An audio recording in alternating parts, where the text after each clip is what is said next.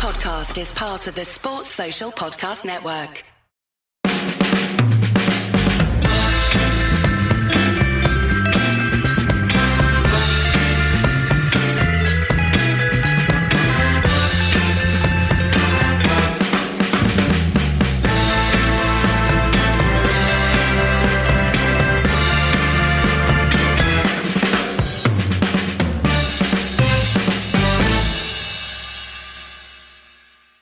I suppose you could look at the stats and go 65% possession, 17 attempts at goal. That's not a bad game from United, but the defending was absolutely horrendous. Absolutely no protection in midfield, and the back four was a complete mess. And then United really offered not very much up front. Very few actual saves for Tim Howard to make. Very, very poor. Most concerning bit, though, was the post-match press conference where Louis van Gaal said that basically, to paraphrase, his players weren't up for it. Very interesting. I haven't seen any of that. So you say that's worrying in the sense that he said it, or that that's what was actually happening? That's what was happening. Louis van Gaal plays everything with a straight bat, doesn't he? So, he does.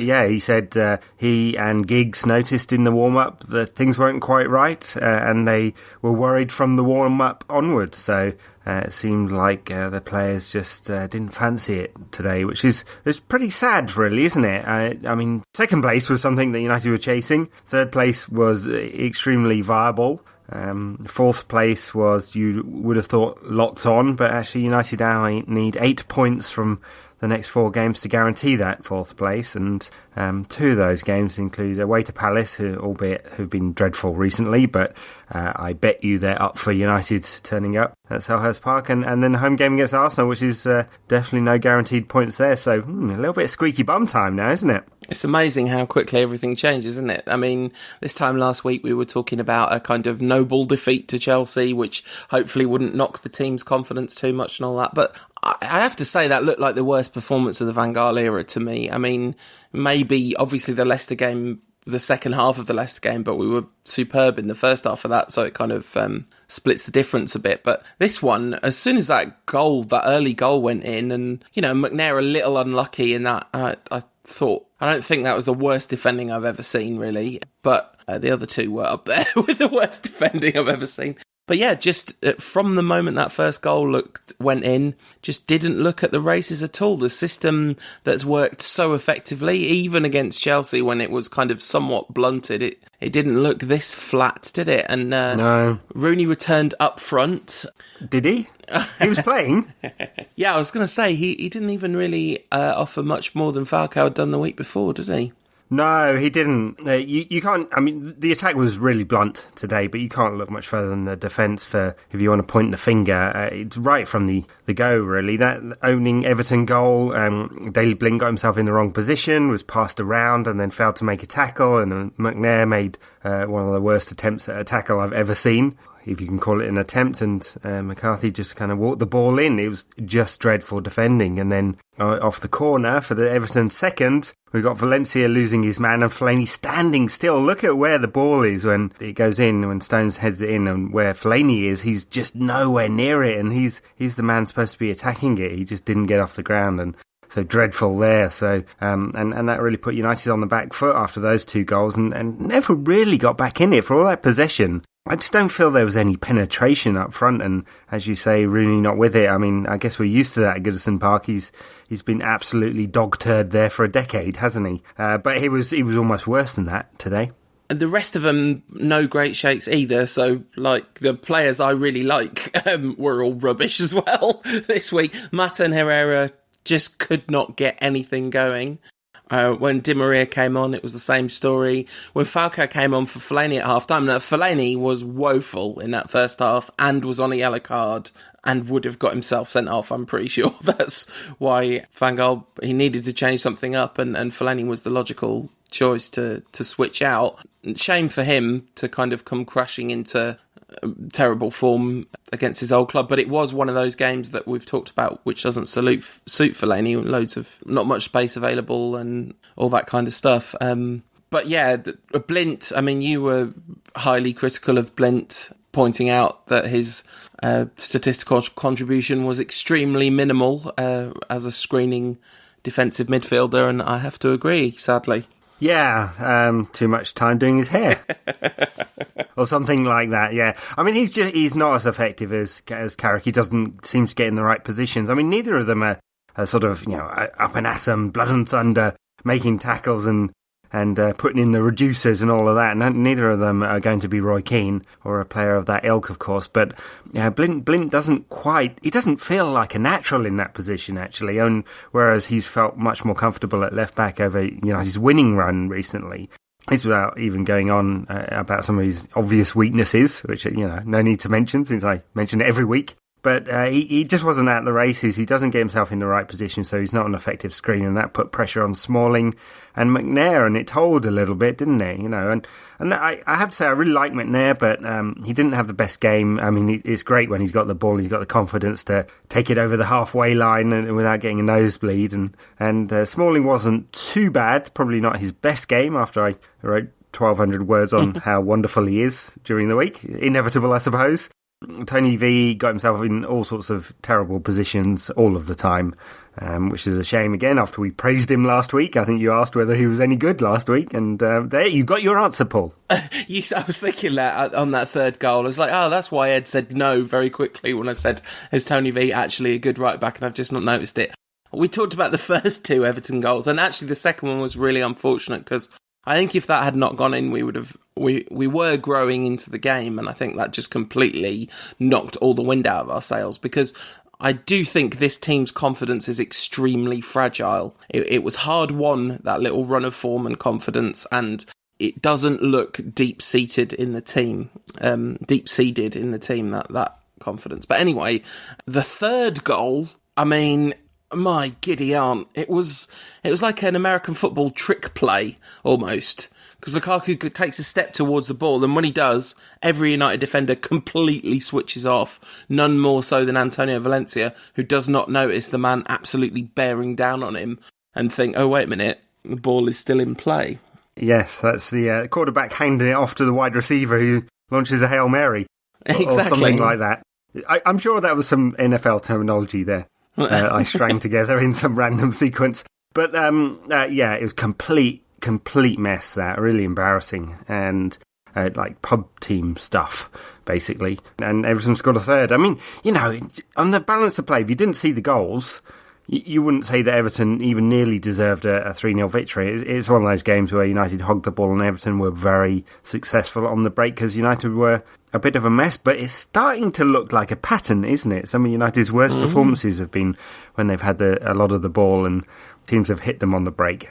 And so, you kind of think, well, one mind is on the transfer window, isn't it? And thinking, well, where do you build from? And clearly you have to build from the back. And unfortunately, it might be David De Gea, given some comments by Louis van Gaal on Friday in the press conference, pretty much saying he's off. And then, clearly a central defender and clearly a right back. And then there's got to be a defensive midfielder in there because you see what happened when Carrick's not available and he's knocking on 34 now.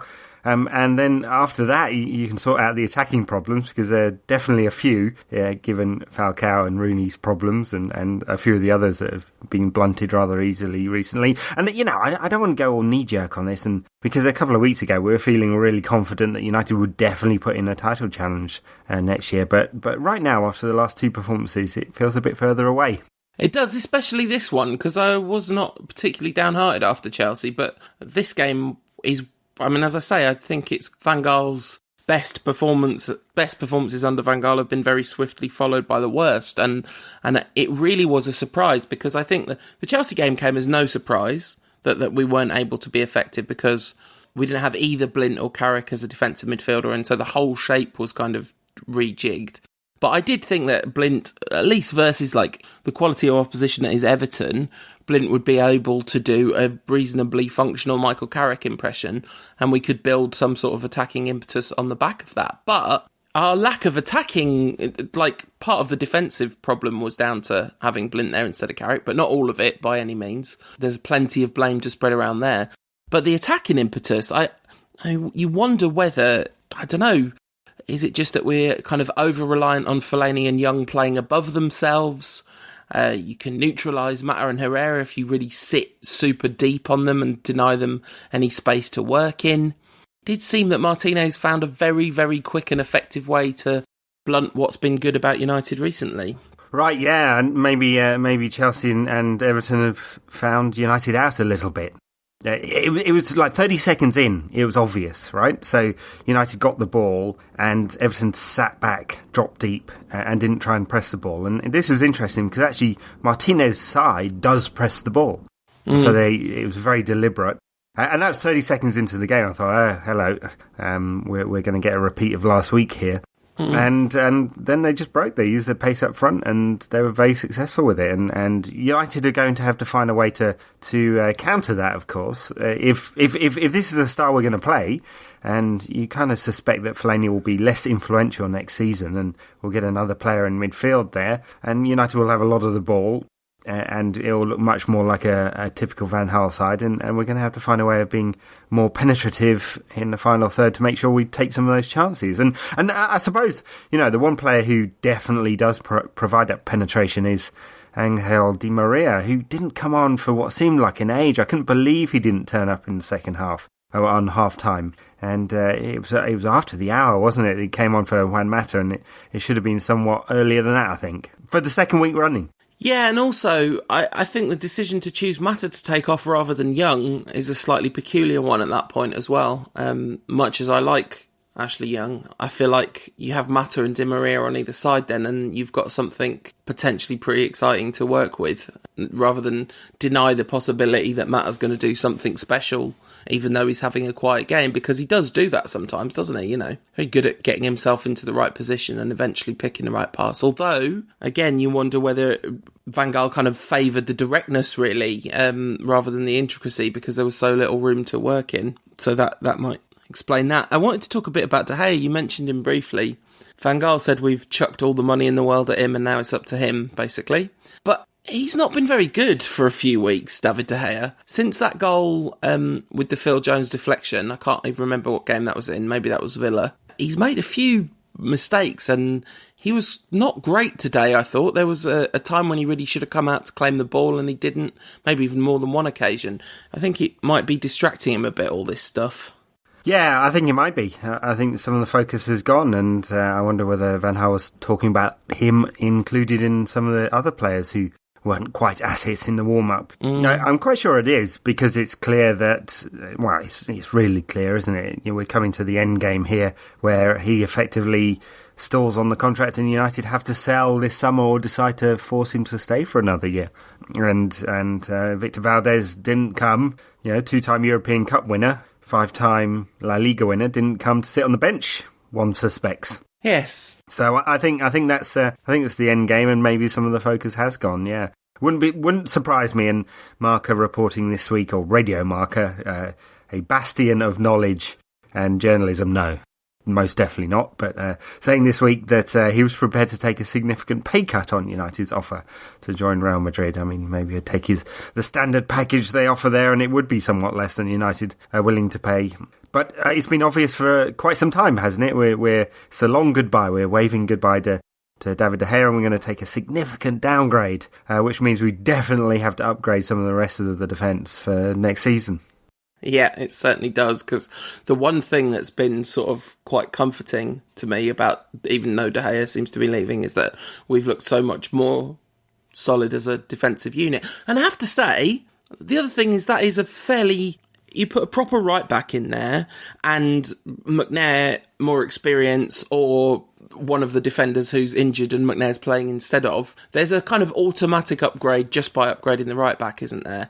Because the central defensive injury situation, if we sign Hummels or one more similar and a right back, I then think we've got very adequate squad cover at that point, and it isn't the end of the world. But this defensive midfield problem does have to be solved in the summer, because we can't rely on Michael Carrick for another year, surely. Well, we can't. I mean, he's going to be approaching his mid-30s this time next year. So he's coming to the end of his career. And he's not a player that's always relied on pace and physicality, clearly, Michael Carrick. So maybe that'll help him in his latter years. And he's clearly going to be sharp on the ball still. But he's going to be declining, of course. So United will need a a replacement for Carrick, and we definitely need another central defender, a really top-class one. And that's going to be harsh on some players, as I said, but there's just too many of them don't perform, either because they're inconsistent or injured, and that's just not good enough for a club of United's ambitions. And Van Gaal's talking about titles and disappointed that he hasn't made the title challenge this season. He said that on Friday. So, and going to be back in the European Cup next season. Hopefully. Yeah, hopefully. God, I mean, it would still take a pretty disastrous turn of events. I mean, we're talking about Liverpool winning all their games and United losing 2. But, I mean, I suppose it could happen. But yeah, back in the European Cup, we suspect we've got to have an upgrade there. Just got to. It's a sort of difficult game to talk about, really, because part of me also just thinks this was a bad day at the office all round. And it is something that happens to teams, that you have bad games. But it's just so badly timed to have a bad day at the office. And even when you do, it's almost like for weeks on end, United have been excellent, and their kind of individual performance and collective pressing has combined well in terms of the matchups with the opposition to kind of cover United's flaws. And I feel this game swings a little too far in the other direction of exposing United's flaws, and magnifying them to be bigger than they actually are. Because I don't think this performance today, even if you put that 11 out every week, I don't think you'd get games like that every week by any stretch of the imagination, Yeah, I mean, that's very true. I guess, in these big games, the decisive ones, the more difficult ones, and traditionally you'd say that Everton away was a difficult one for United. I mean, lost a lot of games there recently. Yeah. Haven't scored in years at Goodison Park. So in these big games, United are going to have to find a way to get points if United want to win the title. So not every game's going to be like that next year, and not every game United will defend so badly or be so blunt up front, of course. But the big players, the best players, make the difference in those most difficult of games. And so Van Gaal's squad is just a little bit off the best at the moment. But we all know that, right? Yeah. And it's just a kind of question of degrees of how far off. Yeah. And 2 weeks ago, it felt like it wasn't very much. Even after the defeat to Chelsea, it felt like it wasn't very much, although, Mourinho did one on Van Gaal there. We had no answer to Mourinho parking the bus, which they did very successfully against Arsenal again on Sunday. And so it's just that little bit extra. And United are, it seems, going to spend money in the summer to try and find that little bit extra. I have to say, I find all the transfer talk very disheartening, because all that keeps happening is I keep thinking, yes, but we signed Di Maria and Falcao and that didn't do us any good. Of course, that's not true. Di Maria in particular has done us quite a lot of good on numerous occasions.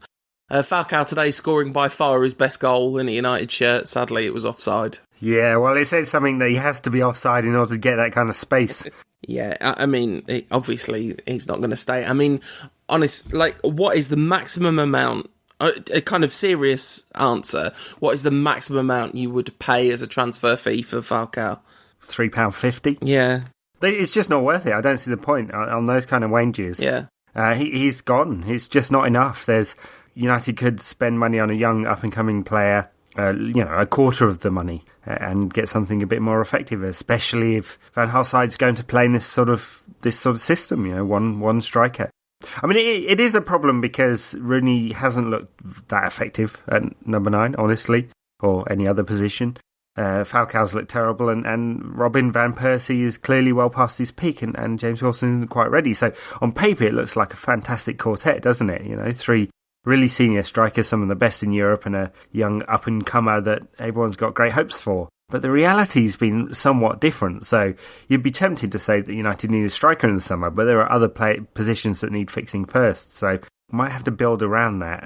But Falcao's not the answer. I mean, even if Monaco wanted to negotiate on the fee, which it sounded like they did. I bet they did.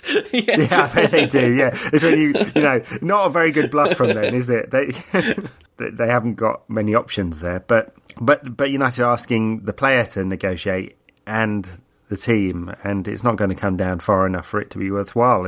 And for Falcao to save face as well. He's a proud man, I'm sure.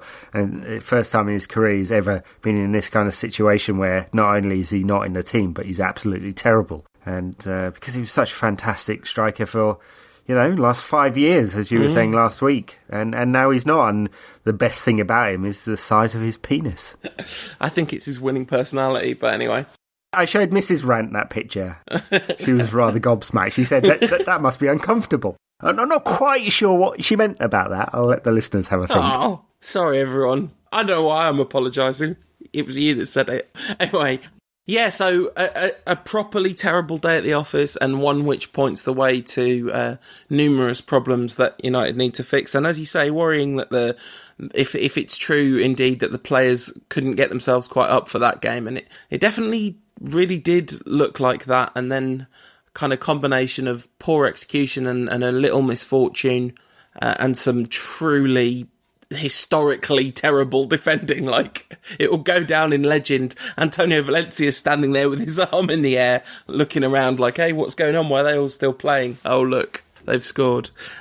We should I guess look to move on. Should we take some questions from the listeners, see if they've got anything cheery to say? Oh, I'm sure these will be good. It seems a long shot. Are United the new Arsenal? Asks Greg Silent. Oh, wow, yeah, not far off. I mean, desperately chasing fourth and passing sideways for eternity. Loads of possession, dire at set pieces, occasional defensive lapses.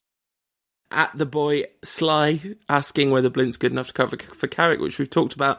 And saying, can Gundogan play as a lone holding midfielder? I guess since we lifted the transfer talk embargo last weekend, we can talk about Gundogan. Various rumour and counter-rumour going around this week. 430 days he missed with that back injury. I don't know about you, but I'm finding it hard to get excited about him coming. 3 years ago, wasn't he awesome in that Borussia Dortmund team that did so well in the Champions League? So, fantastic player in the past, missed so many games. It's not just that mega injury, though. He's had a lot of niggling injuries over the years, too. I had a look. He's played 125 Bundesliga games for Borussia Dortmund, and he's missed 122 through injury.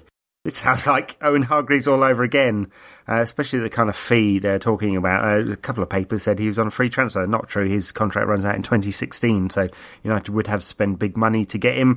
Dortmund not likely just to release him on cheap, and I presume he'd want decent wages too. So it sounds like a mega risk for a player that was fantastic, has played quite a few minutes for Dortmund. He's played 18 times in the league this season. Not too bad for a player who's coming back after so much time out, but a huge risk. So, if it's not him, and first of all, he's not exactly Michael Carrick, is he, Gundogan? He's a lot more of a progressive player than that, really. Yeah, I think he's kind of, this is cruel, but I think he's sort of Vidal light. Right. He's kind of all-action, box-to-box midfielder, in my mind. I think that's his best role, and which is, not a bad one to have in the squad, of course, although Herrera seems to have turned into that player. Look, I know that's a cruel assessment, but to call him light, that is. But I'm not sure he's exactly a Carrick replacement. But then again, there isn't a really obvious one out there. I mean, I might be missing something here, but I'm not sure we're going to replace Carrick with like for like. And so maybe an all-action player in that kind of balanced midfield would be good. But, Vidal and Pogba would be the ones you'd be looking at, and they'd both be mega, mega expensive. We went there before with Vidal, didn't we? Pogba, I'm sure, is off to Real Madrid, or Manchester City, actually, is the very strong rumour, so one of the two. And the other option that is obvious and repeated often is Kevin Strootman, who's had 2 very serious knee injuries in the last year. Doesn't sound like a good bet either. And I'm literally not sure he can currently walk. I mean, he's probably walking again from his last knee injury, but he's still injured, isn't he? He's not back from the second one. Yeah, the insurance premiums aren't going to be very cheap on that one. Absolutely. The thing about Pogba is any of Pogba, Vidal or Gundogan, never mind replacing Michael Carrick, they'd be a superb upgrade on Fellaini, wouldn't they? That's, and then you have Carrick, one of them, and Herrera across the midfield, and then you look at them being able to provide a better cover, because I don't think we should sell Fellaini in the summer. I think he offers something very useful to the squad as a whole if he's going to play well, 60% of the time that he's on the pitch or whatever. Just better if he's not first choice, right? Talking of Fellaini, at Just Vaporlock says, would you rather fight 5 Mata-sized Fellainis or 1 Fellaini-sized Mata? Definitely 1 Fellaini-sized Mata, because he doesn't want to fight you. He just want to give you a hug. Whereas 5 Mata-sized Fellainis, you would have elbow wounds all across your ribcage, wouldn't you? Interesting. This is an interesting question. At Jim Daw says, how high is football on your overall list of things I rely on for joy in life? Thanks. #Rankcast. That's a good question. It's not that high on mine. I like it. It's a sort of... Football is a hobby I'm very enthusiastic about, let's say. Yeah, I mean, it's some way for you behind sort of the hookers, the girls, the drugs, the drinking, the gambling. Just in case new listeners to the Rantcast, that's not true, all those things that he just said. Well, you would say that, wouldn't you? I would. You would. Denial. Yeah, 12 steps, mate. We can help you out there. Yeah, one of us can definitely help the other one. Yeah, this is not a codependent Rantcast. Well, look, I suppose it's pretty high. It's different these days because, I'm old and older, obviously, than I used to be. No, you're old, Ed. Check that out for insight. So I have kids and a demanding job, and football's important, but it doesn't consume my entire life like it did when I was in my early 20s. And I'm sure that is the same for many, many people who've done their time on the terraces. So, it's important, and it's not good when United lose, and it's going to be stinking in the office on Monday because I'm going to have a lot of people chirping away at me for much of the day. At a place to hide, Becky says, what summer signing would make Ed Woodward spin gleefully around in his office swivel chair? I'm really worried that the only thing that can get him to do that is Edison Cavani. Woodward's got some sort of deep Cavani-abiding fetish, I think. Yes, yeah, he likes that big star name, doesn't he? Because it is marketing potential. The one that would make him spin round the most, of course, would be Cristiano. Yeah. Now there's marketing potential for you. At Eddie Rose 13, talking to Cristiano, says, of all the players we've loaned out this season, whose return would you most welcome? Do you expect any to actually return? I guess a bunch of the kids will come back. But Hernandez scored the winner in the Champions League quarter-final in a Madrid derby, and Thierry Henry provided the stupidest thing that a football television pundit has ever said when they knew they were being recorded, as far as I'm concerned. And that is a high bar that Thierry has smashed there. Yeah, that really is, when you were talking about Savage and Owen and the like. Yep. Regularly talking nonsense. Yeah, absolutely bizarre, wasn't it, from Henry to go on this rant and not just like a 1 5-second quip. He went on for about 5 minutes. About how Hernandez should have been celebrating with Ronaldo, because Ronaldo is great about celebrating with his teammates, isn't he? I mean, he's never run off on his own, kissed himself, got the mirror out and kissed himself a few more times. To actually answer Eddie's question, I can't really think of any of the senior players that I'm particularly excited about coming back. I mean, Nani offers something, but we've got plenty of, we've got better versions of Nani, let's say. Hernandez... Hard to get excited about Javier Hernandez after the last couple of seasons, isn't it? I mean, if Van Gaal could get Hernandez playing again, and if he was happy to play a kind of supplementary role in the squad, he wouldn't be bad to have around, would he? But well, it's that kind of thing about the balance of strikers that United need. So actually, if Falcao goes, it wouldn't be so bad if Hernandez is the only striking option coming back. But he's not going to change United's world. He's still going to be a player that comes off the bench. And for him, I think that's not a good move. He's just he had a season where he got very little game time under David Moyes, and he's had a season at Real Madrid when he got very little game time. Just about scored the goal the other day. Didn't exactly score it cleanly either, did he? So it's really tough for him. He should go to a middle ranking side where he plays every week. Yeah, absolutely. At Matt Lewis 6 says, seriously, what are the worst biscuits? Chocolate bourbons for me. For me, it's anything with coconut in. It's like, oh, look, it's a lovely biscuit. Oh, no. Oh, now the back of my throat's all scratchy and horrible and a nasty taste in my mouth. Coconut biscuits, rubbish. Don't mind a coconut biscuit. A plain old digestive, I just think they're just boring. There's cardboard and then there's digestives. Yeah, I will take a rich tea over a digestive any day of the week and twice on Sundays. Even though they're not particularly exciting, they're nicer than digestives. Some controversial Rantcast opinions there for you. At MR Thompson 9 says, this is a key theme of the week. I went to see Avengers this weekend. It was superb. United players as the Avengers. Fellaini as the Hulk, obviously. You wouldn't like him when he was angry because he would elbow you in the face. Iron Man, well, maybe Phil Jones because he could do with some sort of protective suit around him to keep him in one piece.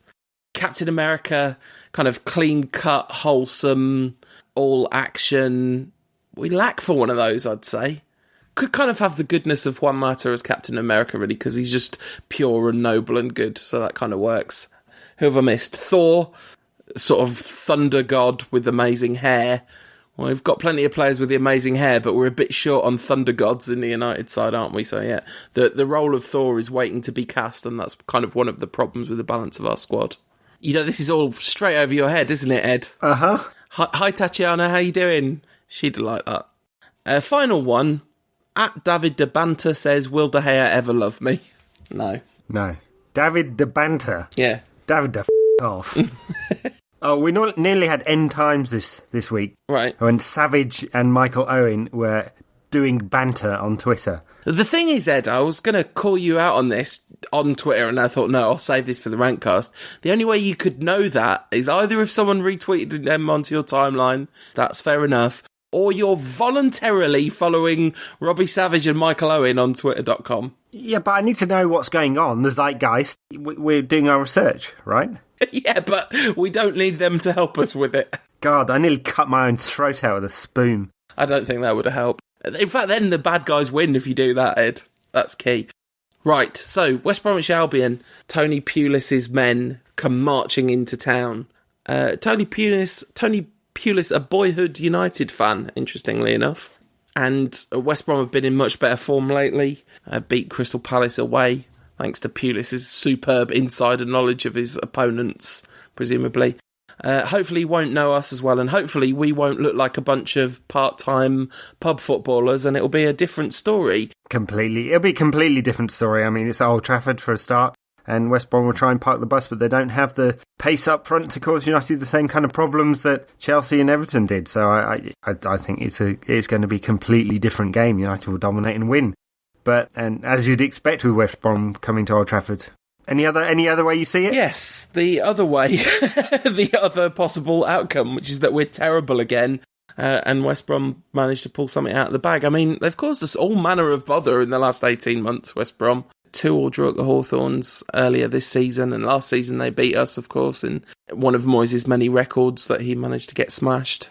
Surely, though, it can't be like this. I wonder whether Carrick will be back, and I wonder if he is, if Van Gaal will kind of break his normal route back from injury and just put him straight into the first team straight away.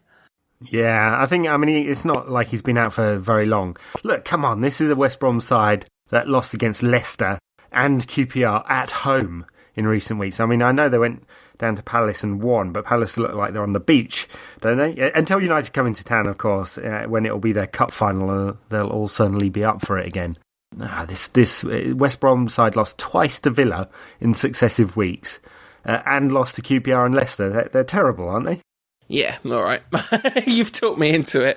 And you know, it's funny because I wonder, partly I think this is just football fan optimism, right? You watch your team play terribly one week and then you think, yeah, but they'll probably be better next week. But the truth is, they probably will be better next week because even though we haven't scored a goal for 180 minutes of football, and I don't even know if we've had a proper shot we've had shots on target, but, you know, a shot that actually caused the goalkeeper any trouble for 180 minutes. I just don't think it's going to happen again.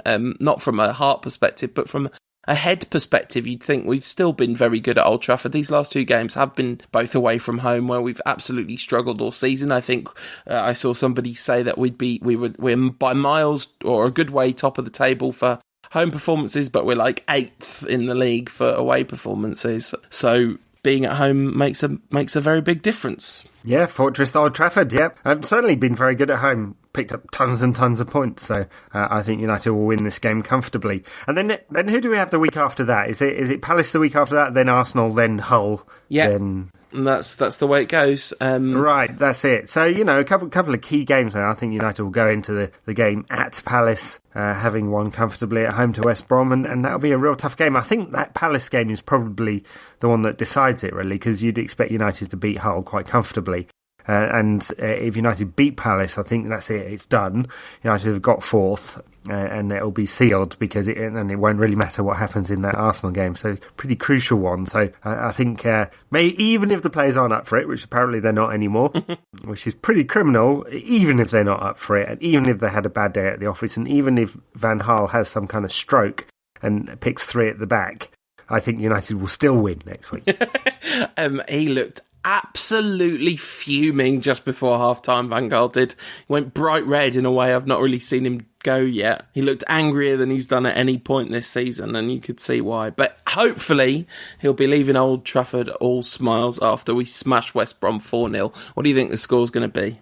I think United are going to win 3-0, but then again, I just predicted that United were going to win 2-0 at Everton. No, 3-0 to United. There's no way I can predict a nil at the moment. We're back into that stage where predicting a clean sheet seems absolute folly to me. So I'm going to go 2-1. Bit more awkward than it needs to be, maybe. But we will get the 3 points. We will be marching on towards glorious 4th place, waving our flags. Arsenal all the way. Wait a minute. Now I've got confused. Yeah, it's a very long time since United kind of had a period like that, isn't it? So no trophies last season, 7th place. No trophies this season, likely 4th, I'd say. Very heavy odds in favour of United finishing 4th now. That looks a bit kind of Liverpool-esque, doesn't it? It's kind of a bit mid-table, not very good. Is this the new normal? A huge amount rests on next season. I mean, I think that Champions League qualification this season was always the plan, right? So assuming the trajectory is that we've been knocked off our course by in dramatic fashion, both by Ferguson retiring and by the choice of initial replacement and the kind of drastic failure of that experiment. And what we have now is a path, a route back to the top. But there are going to be bumpy times ahead because basically we really need to be in a proper title race next season, or I think it is going to be a while. But we'll see. We'll see. There could be substantial investment, and in a way that's kind of a bit less scattershot than it was this summer just gone, or last summer rather. And so we're not Liverpool, but we're actually going to return to the top. But I don't think the expectation that we win the league or finish second by a point, as happened for 5 years in a row or whatever it was, is going to carry on forever. So while we're on the subject of Liverpool, just how funny is their demise at the moment? And can we start a Rodgers in campaign? It's a lot less funny this afternoon than it was, 6 hours ago before we kicked off against Everton. So, true. Schadenfreude is best when you've actually won. Yeah, exactly. We just lost 3-0 to the team in Merseyside that's worse than Liverpool. So let's save the gloating for next week when we've smashed West Brom. Liverpool, who, of course, are chasing us, play Hull next, then at home to QPR, then the away trip to Chelsea, who will have probably won the Premier League by then, but they never lose at home, and then Liverpool finish up against Crystal Palace. Wouldn't it? It would be quite funny if it was quite tight, and Stevie Gerrard has a chance to win it in the last minute against Palace and falls over. I mean, I'm jinxing it, aren't I? But that would be good. There's no amount of Schadenfreude in the world worth it being that tight on the last day of the season. No way. I want it done and dusted so that Steven Gerrard can spend 90 minutes smacking goals in from the halfway line for all I care, because it'll be meaningless. I don't know, there's a certain kind of journalist in me likes the narrative of the ball rolling across the goal line in the 98th minute at Anfield, and Gerrard skying one or slipping and skying it, and then chasing the ball all the way to LA. Let's just beat West Brom, beat Crystal Palace, beat Arsenal, and then it doesn't matter what we do. And then just let Steve Bruce win so he gets to stay up. Yeah, super tight at the bottom, isn't it? I mean, Burnley and QPR are done, I think, with 4 games to go, and especially as Leicester and Sunderland and Hull all have a game in hand. But Sunderland are looking like the side that's about to tank, really. I mean, Leicester have actually picked up some points recently, and Hull won last week, didn't they? They did, and Sunderland are so terrible. One thing that is going to happen this season is that terrible teams are going to stay in the Premier League, and that's happened a couple of seasons in a row, actually. There's been some... Well, last season it was probably Aston Villa, although Tim Sherwood's completely reversed the fortune of that team. Tom Cleverley or Danny Welbeck is going to win an FA Cup winners medal, and I'm sure they're just going to take it round Rio Ferdinand's house and just hold it in front of his face for half an hour. Neither choice is great, I suppose. Can you even call Cleverley a United player still? He's certainly never going to put United shirt on again, and I mean, I suppose it's between Aston Villa and Everton for his signature in the summer. Hot race, that one. I guess it'll depend on if he scores a screamer in the FA Cup final. He might be more inclined to... Can we recall him the day before the FA Cup final, just out of bitterness? Just to prevent him. Wayne Rooney will be like, no, he's not having one before me. It's not fair. I reckon that'll do it for an episode of the Rantcast. We'll be back same time-ish next week. You can read what I've got to say on the Bleach Report, read what Ed has got to say on unitedrant.co.uk, and leave us a comment on iTunes if you'd be so inclined, if you've got nice things to say, because that helps out. And subscribe in your podcast software of choice. Very good, yeah. Sorry about the result this week. It was probably Paul's fault. It normally is. But rather worrying, I think, that Van Gaal felt the need to call out United players' lack of motivation. I'm hoping that won't be the case against West Brom. As I said, I think it won't matter. In the meantime, enjoy your week. Absolutely, it'll be good to get the Reds back home. This podcast is part of the Sports Social Podcast Network.